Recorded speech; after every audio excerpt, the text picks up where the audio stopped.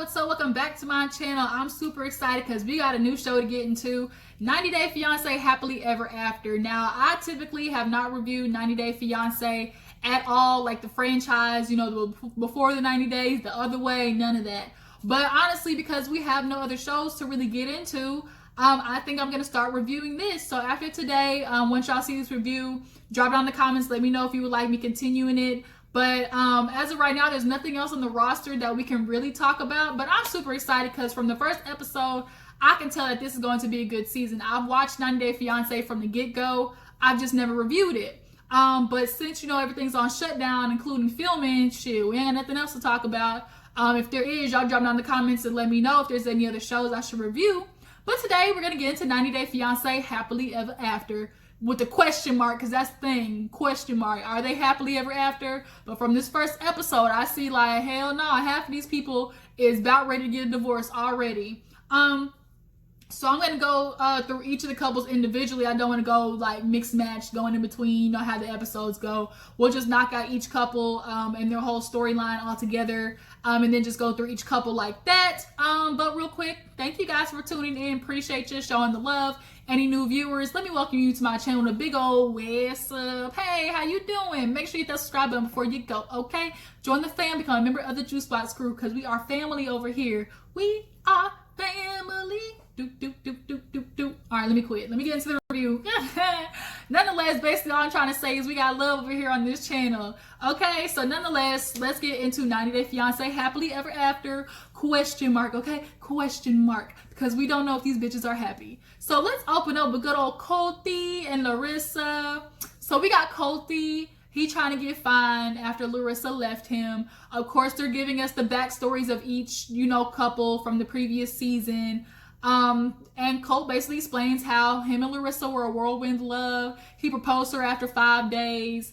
But when she got to America, everything was hell in a handbasket. She was fighting with Deb every day. She felt like who goes against the queen will die.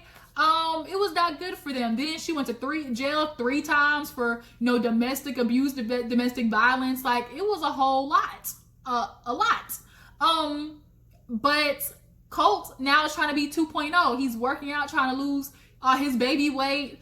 His mom, Deb, came outside and was just talking to him, about moving on and getting past Larissa. He's like, oh, this would have been our year anniversary. And, it's just so sad I couldn't even make a year. And, of course, the mom, she's like, it's not your fault, Colt. It takes 2 people to be in a relationship. He's like, I know, but, we just couldn't even make a year. Shit. Deb was looking at that in her confessional like, I don't miss her. I'm glad the bitch is gone. Nope, don't bring her back. Don't even want to say the name Larissa because she could not stand that heifer.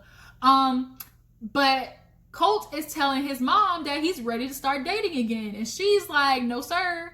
No, you're not. Like, you need to figure out you, which I do agree with. Before you start dating somebody after getting out of a relationship, you need to figure out you. You can't just go from relationship to relationship because you're bringing on that baggage. You got a whole lot of shit you got to work through. But little do Deb know, he's already talking to another woman by the name of Jess.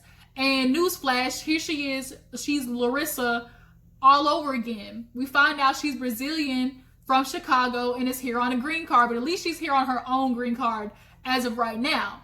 But so Colt, gets a text message and like leaves off real secretly. And Deb was like, okay.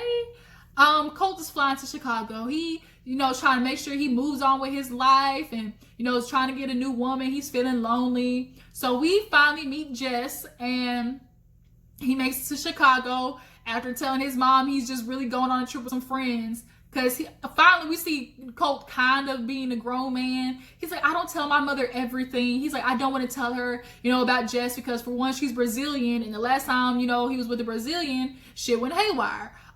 So he's not going to tell her that. Plus they're just now, it's fresh. So what's the point in telling her if he don't even know if it's going to work out? So he goes to Chicago. He looking awkward, think he looking fine and stuff. He shows up to the bar and we see Jess. Now, is Jess the cutest? I mean, Larissa got all that work done, so she kind of looked like somewhat like something. But, Colt ain't fine, so, what do we expect? So, in the meantime of him being on the date with with Jess, we get into Larissa's story. Now we see they got the camera panning to somebody scrubbing toilets in a janitor's outfit. You're thinking it's about to be some man. Lo and behold, it's Larissa scrolling, goddamn scrubbing poopy toilets, as she says. I don't like the poopy. Like, girl, too bad you gotta scrub it because your ass you quit fighting niggas at the house. If you would quit, beating on people, you wouldn't have all these domestic violence cases. Now, out of 3 of them, I'm sure at least 1.5 of the situations were your fault. I'm not gonna sit there and say that Colt and Deb, they just look like some gaslighters. But nonetheless, she has been doing all this time, cleaning up toilets and scrubbing floors because she had community service. She's trying to show, the courts that she's an outstanding citizen because Larissa does not want to go back to Brazil. She got all this work done. She wants to live the American dream. So after, her community service, I guess she got these little friends now, and they're out in the back soaking up the sun. Larissa talked about how, she moved on from Colt and found a man named Eric, and Eric was there at the reunion. That made Colt look stupid because Colt at the reunion expressed how he still was in love with Larissa and, wanted to work on things.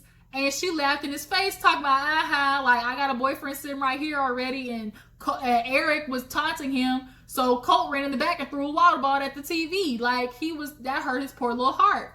So he now is, basically a brick wall of love at this point. But we find out that Larissa broke up with Eric when she's talking to her friends. Pause, but we need to talk about all this work she had done. She got her cheeks done, her nose done, her lips done, her ass done. Like, she became Larissa 3.0. Like, she should have stopped at the lips. Like, first of all, her bottom lip is too big. She went look like it's too much. It's too much. I mean, it's not like she's an ugly girl, but she's doing too much. And firstly, why are you getting all this work done when you don't have the money? Where are your priorities, Larissa? You got kids and you trying to stay in America, but you spending money on extracurricular activities. Bitch, get it together. But she tells her friends like, oh, I'm not gonna lie, I miss Colty. I miss Colt because he always told me I'm beautiful, and even when I made him mad, he always told me how gorgeous I was. And she's talking about how Eric, isn't really having sex with her, and they're not, being real intimate. And granted, Colty wasn't. She's like, does Colt have a big old thing? She was like, no, but it's not small either. You can just look at Colt and tell. He don't look like he can do that. I'm sorry. He just looked like he looked like Michelin Man. He built like Michelin Man. I mean, he looks like he's a pleaser though. He definitely he's a pleaser, which is why she's probably missing him compared to Eric. Because from what we saw from Eric, he was a douchebag. So he ain't concerned about getting nobody but getting his little nut off with his little tiny thing probably. But the friends were basically telling her like, girl, you single now. Go out there and date. Don't be trying to get back with Colty. And but she's like, I'm concerned because Colt canceled her green card. So she literally only has a few months left, and she has stuff she needs to figure out. Like, she's trying to figure out how to stay in America. In her little confessional, she's like, oh, my master plan. You see how she said that master plan was to, I was fall in love with Colt, being married, get my kids here and live, the love life. Why'd you call it a master plan, Larissa? A master plan? Like, that just comes off like scam. It just comes off like scam. Like, my master plan was to, no, it's not a master plan. What is this, Ocean 11? Like, you're supposed to say, oh, my dream was to get married and have kids and bring my other kids here. Like, it did not come off like that at all. But she's dealing with the court situation. Her court cases are still open.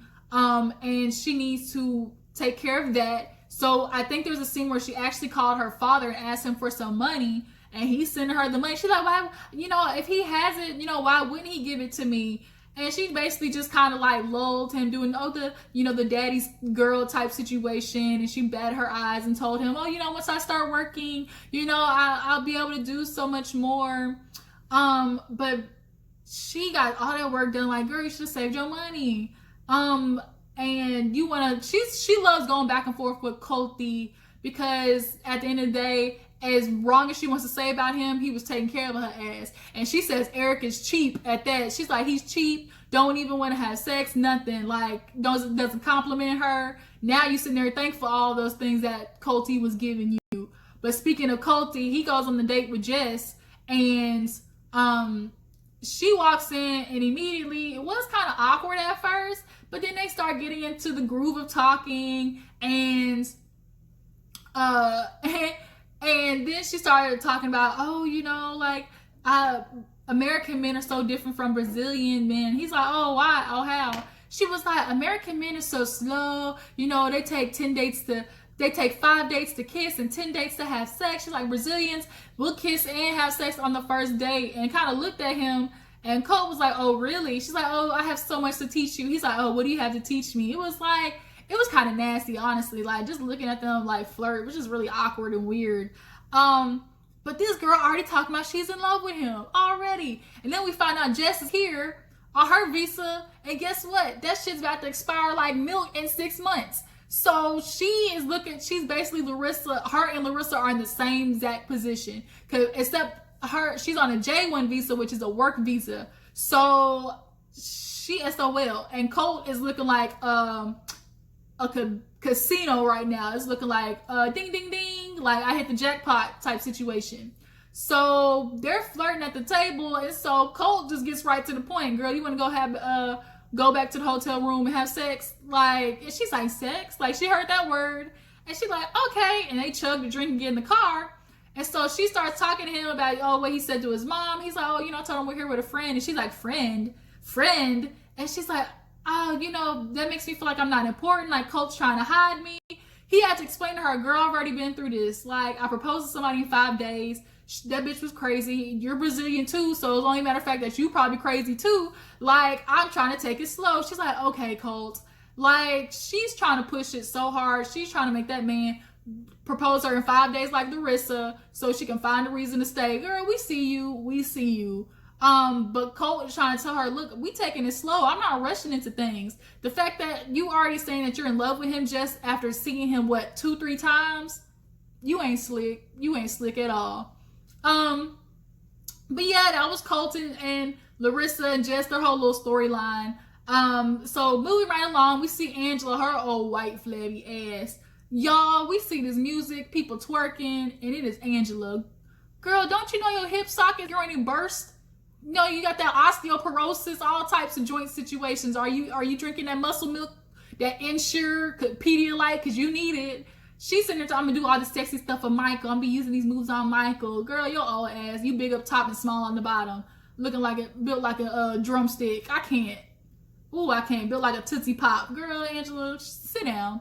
So she's with her daughter, and she starts talking to her about Michael and how, because he was denied, we all know in the past, you know, him and Angela got trust issues. He was denied the K1 visa, and she wanted to do the K1 visa, but, you know, because it's taking so long, she might have to get married in Nigeria.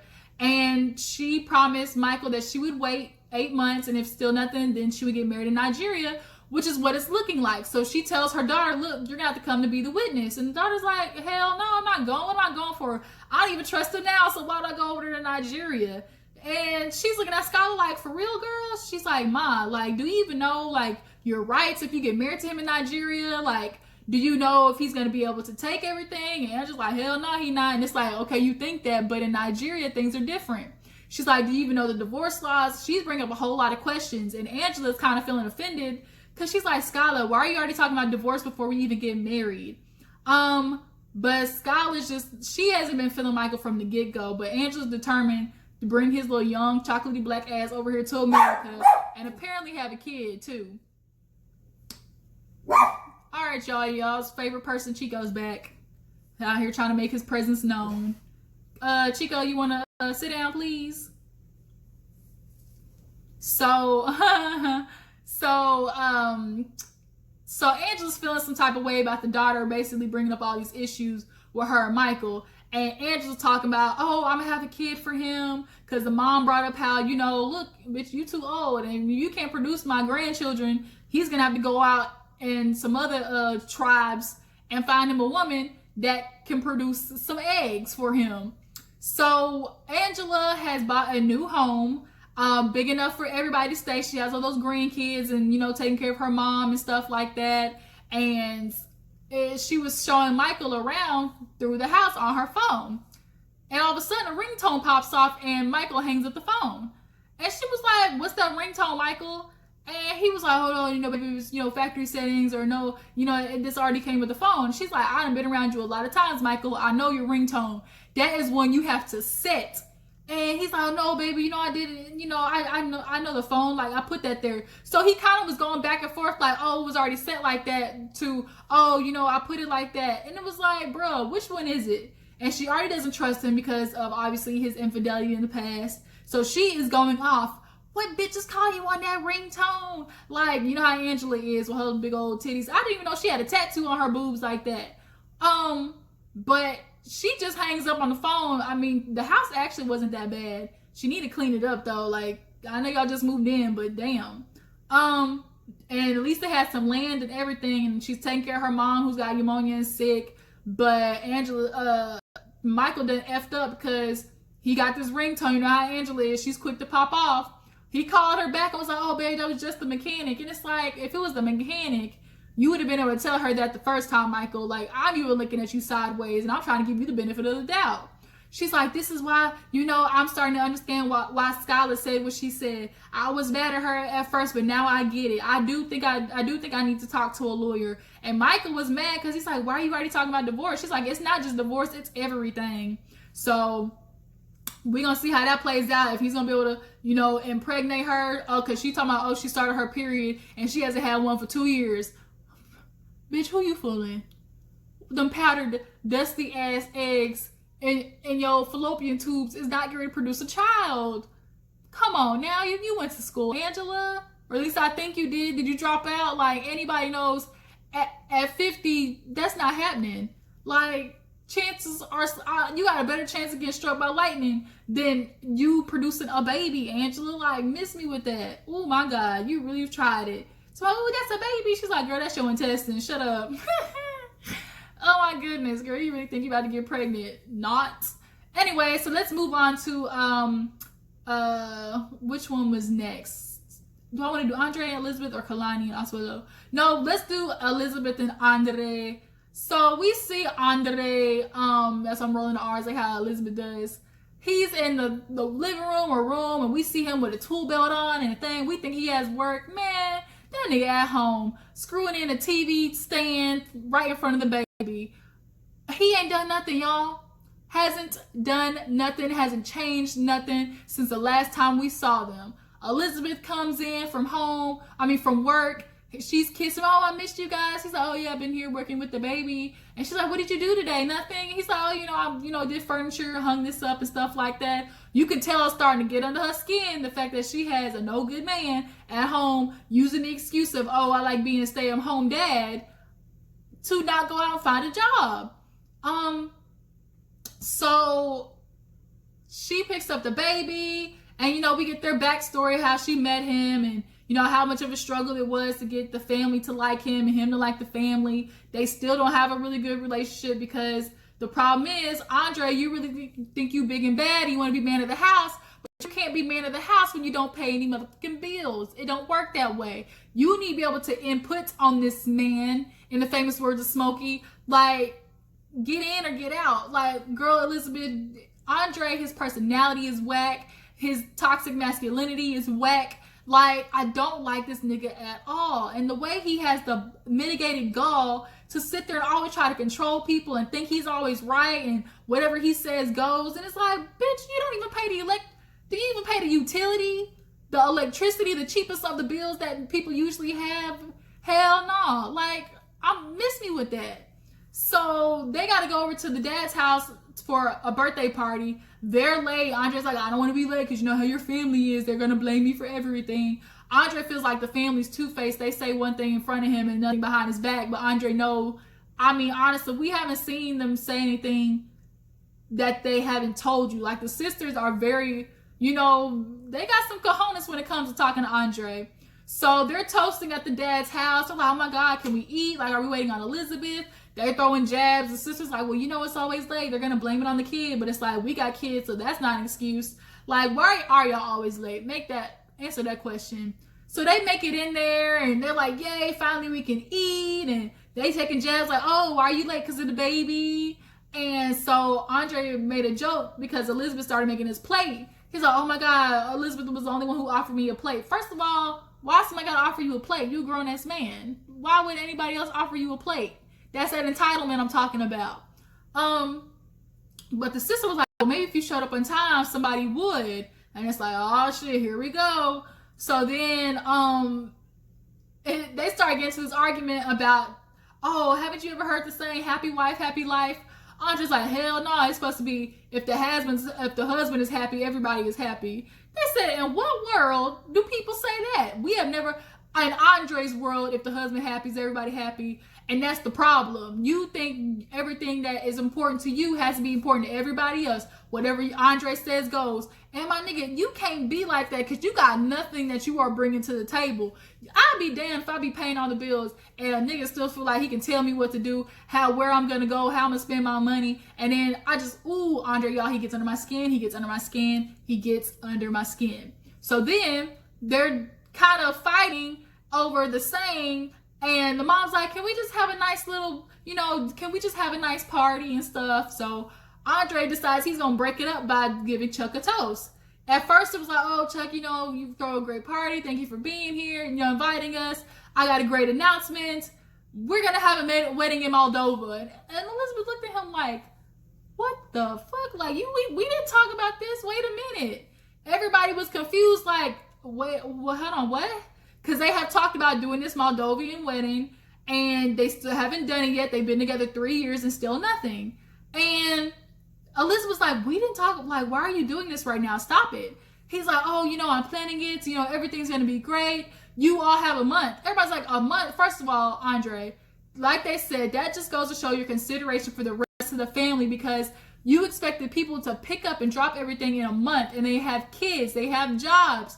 You can pick up and go because you don't work, okay? But other people have jobs because they got bills and they got grown-ass responsibilities. You, my nigga, are sucking up resources and ain't doing a damn thing to recoup it. So he's like, yes, I got everything planned. Everything is going to be great. It's going to be awesome. I got the christening plans. And he has to do all of this stuff because in their religion, you can't baptize a baby until the parents are wedded. And Elizabeth is mad because she's like, we just kind of were just feeling stuff out. Like, of course, they were making like loose plans. They weren't making like concrete decisions. And so the dad is like, okay, well, if our schedule doesn't allow us to do it, like, are you willing to move it? He's like, oh, no. Like the saying, the football field still's a field without the players. Basically, he's saying, look, y'all don't show up, don't make me no never mind, which goes to show how selfish he is. And the sister is upset because her husband is from Denmark, so she gets it. She's like, we did 2 weddings, like he did one over there, but we gave people a whole year to plan it, like to go all the way to Germany or Moldova or Russia, wherever it is. You're gonna need longer than freaking 4 weeks to figure that out, Andre. And it pissed Elizabeth all the way off. And everybody's like, how inconsiderate, how selfish you are. You're not even thinking about Elizabeth and the baby. We got to give vaccines for the babies. We work, so we got to give them, a heads up, like everything. So when they get in the car and they're leaving, first of all, his attitude on the way out, let's go. They get in the car, she's like, babe, why didn't you run this past me? Like, we weren't really seriously talking about this. He was like, we did decide, after we got married, we said we were going to Moldova. And if you ask me, Andre told the family to force Elizabeth's hand. He knew if he told the family and put it out there that Elizabeth wasn't going to back out of it, because once something is on the family's mind, they're going to keep on asking about it. He knew that it would force Elizabeth's hand. Andre, you slick. I see you. He was making sure that the idea was already out there and it would force Elizabeth basically, because she always is going along or trying to prove the family or trying to, make sure that their relationship is good, because she's trying to prove to the family like they got this good relationship. But that was totally fucked up what Andre did. Like, no, you can't be making decisions for everybody. So she looked like, how are you gonna make a decision for me, basically? And he's like, we promised my family. My family hasn't seen the baby yet. My dad was the only one who came to see, and we promised him a Moldovan wedding. And she's like, okay, who's paying for it? And the dad asked that question at the house. He's like, I tend to get stuck with the bill. So if they don't even have their family life situated, how are y'all paying for a wedding? He's like, they better not come and ask me. Here we go, Andre, his entitled ass, talking about, oh yeah, your dad is paying for it because he's the father of the bride. That's how tradition goes. It's like, oh, now it's convenient that tradition is family, bride of the family, family of the bride pays for the wedding. She's like, wait a minute, like, no, like, she's like, I had no plan on asking my dad. Did you already have a plan? He's like, no, you're going to ask. He was talking to her. First of all, you need to take all that bass out of your motherfucking voice, Andre. Like I said, I ain't paying all these bills for me to come home and you feel like you had a eventful day because you got dang hung up a TV stand. No. But he was basically talking like, yeah, your dad's paying for it. If he can pay for all the other sisters' wedding, he can pay for yours. Like, he really has the balls on him. And this is why the family has issues with you, because you want to claim Andre always wants to feel like he's the man of the house and he makes all the decisions and stuff. But I'm sorry, Elizabeth is the one actor working full time. She's the one paying all the bills, and you're not doing nothing, contributing nothing. You're using this excuse of, oh, I enjoy being a stay-at-home dad, to be lazy. And you can't do that. And that Russian culture, first of all, Russian people typically are already super harsh, cold, very controlling, especially the men. And girl, Elizabeth, you think you're gonna do not get pregnant again. I'm telling you, this man is gonna make your life a living hell. The minute y'all try to split up, he's coming for you and your family, coming for the money. I already see the type of man that is. The minute you start feeling a little bit independent, want to go out on yourself, and he's, instead of realizing that he really ain't shit, he's trying to deflect constantly and make the family the problem when they're pointing out valid issues. Like, Andre, I swear to God, Elizabeth, I need you to wake up, because this man is not good for you. He is not. He's toxic masculinity. He's chauvinistic. He feels like your family owes him something. Oh, you're going to do it for me because I did it for y'all. I got married down here for y'all. And she's like, my dad paid for the first wedding. I paid for it with my savings. No, nigga, you might have paid for the venue, but let's keep it real. He probably paid for the food, the drinks, the flowers, the dress. The daddy paid for the wedding, okay? You might put in a little... He paid 80% of it, you paid 20%. So I'm sorry, yes, the dad paid for the wedding. And he's like, oh my God, you're supposed to do this for me. Then he tried to make it sound, he sounded real manipulative, because then he turns into, oh my God, you saying this like you're not going to talk to your dad is making me feel like you don't ever want to get married. You don't ever want to do this wedding. Do you even want to be with me? That's the shit I be talking about. You see how he turned that on her? Real fast like that, try to make it seem like, oh, it's her, like you're making it sound like you don't even want to be married to me type situation. No, Elizabeth, run the other way. Why haven't you ran is the question, because he is an asshole, straight up asshole. And so now she's just quiet basically, because she knows, she's like, once Andre gets an idea in his head, that's it. You can't nobody tell him nothing, and that's the problem. That's what you got to deal with for all this time. As long as you stay married to him, girl, you're gonna come to your home and it's gonna be hella unhappy, because he refuses to understand, oh, we got everything on our own, but you insist on asking for help anytime something pops up. Miss me with that. So the last couple, let's get on to Kalani and Asuelo. We haven't seen them in a long time, but we all know their backstory. She went over to Samoa, was a virgin, started having sex literally within 2 weeks, got knocked up. And so she wanted to bring him here, obviously, so he could be an involved father. But when he got to America, things were a little off. The dad was super protective of Kalani, told him, look, like, you better step up, be a man. And so we see this little segment where Asuelo is in an ice cream shop handing out samples. He is handing out samples. Poor little Asuelo. He talking to a white woman. Do you want dessert? That's what they call it. She's like, I just ate. He's like, exactly, dessert. She's like, no, and she walked off. So Kalani picks him up, asks him about his day, everything. Kalani's basically struggling, y'all. You can tell she is getting fatigued with being the main caregiver of everybody. And Asuelo is not helping because of that Samoan ass culture that feels like the woman's supposed to do everything. But it was bad because Kalani, when they get to the house, has to pull out both of the kids. He doesn't even offer help, doesn't try to even carry one of the babies, doesn't even like try to open the door for her. She's carrying both kids in the arm and he shuts the door in her face. I would have lost my motherfucking mind if I had a whole man in my house and did not offer not one help. I can't with Asuelo. At the first, you kind of think he's like, kind of like an innocent little, Samoan. He's not like the other ones. Hell no, he's just like them. He just hides it better and it's wrapped up in a prettier package. But underneath all of that, he's got some ways about him that are not palatable for a woman who wants to be in a relationship, that has kids. So then on top of that, her mom and dad have moved in, which she appreciates because they're the only ones helping around the damn house with her, the kids, cleaning, stuff like that. And she's like, I really wish Asuelo would take, heed with what they're doing and help with the kids. So she goes downstairs to talk to him and was like, look, like, we gotta talk because I'm telling you, Asuelo, like, I need help. I'm watching the kids, He's like, I watch sometimes. She's like, I watch them 24/7. You don't do it 24/7. Oh, really? Then she's like, you get to go out. When you come home, you're either playing video games or going to volleyball. And he's like, it's just volleyball for a couple of hours. She's like, the point is, you have something I don't. He thinks it's not a big deal because he comes home, he might, play with the kids for a little bit. Then he's back to playing games for hours or going to play volleyball, and he wants to use, it's helping me make friends. Well, how about Kalani make friends? How about, okay, for every day you play volleyball, that's every day you got to give Kalani off. Like, Asuelo, you got to do better, man.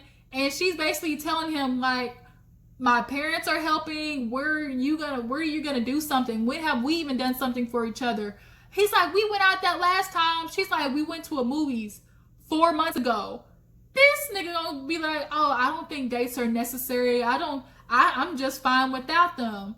But you have a woman, Asuelo, and she's telling you he's one of those dudes where the woman will repeat herself every single freaking day. And he does not want to take heed to it because that's not how he feels. As long as he feels something, they don't need something, he's not going to take what Kalani feels into consideration. And that's really sad because you can tell because she had those babies back to back. Like 2 kids under 2 is a lot. He feels like, Samoan culture, like grandmamas, my mom did it. It's super easy. They're just watching the kids. The man, he's the one out there doing the hard work.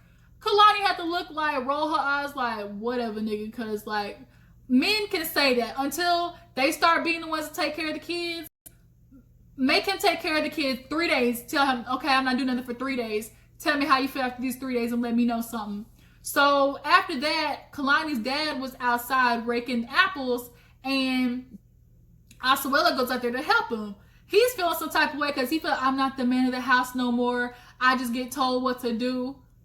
Another one of these Andre situations. You can't be the man of the house if 1, you're not financially bringing in stuff, and 2, you feel like you're not helping. Y'all aren't helping. You and Andre and Asuelo, y'all can be best buddies because the dad had to let him know in the softest way he could, look, I'm seeing some things I don't like. You want to be a good dad. I'm sure you want your kids to grow up to be better than you, like you were better than your dad.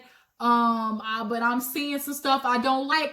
Kalani's doing a lot of the work and you're out here doing teenager shit. He's like, I got a job, I work part-time. He said, you got a job for a teenager.